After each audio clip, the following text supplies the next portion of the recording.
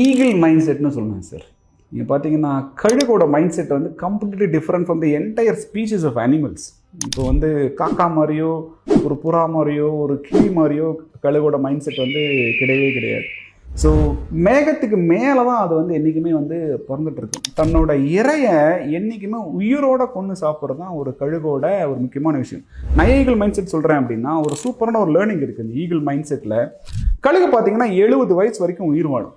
அப்போ 40 வயசு வரைக்கும் அது நேச்சுரலாக தன்னோட விங்ஸ் எடுத்துகிட்டு சுற்றிட்டு இருக்கும்.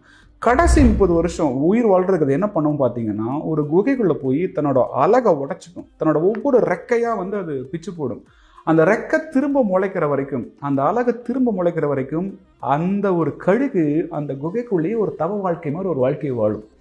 அதுக்கப்புறம் அது வளர்ந்ததுக்கப்புறம் வெளியே வர்ற கழுகு இன்னொரு 30 வருஷத்துக்கு உயிர் வாழும். நிறைய பேர் இந்த ப்ராசஸை மறந்துடுறான். நமக்கு பிரச்சனை வருது அப்படின்னா நம்மளை போட்டு அமுக்கிறது அந்த பிரச்சனை வந்திருக்கு அப்படின்னு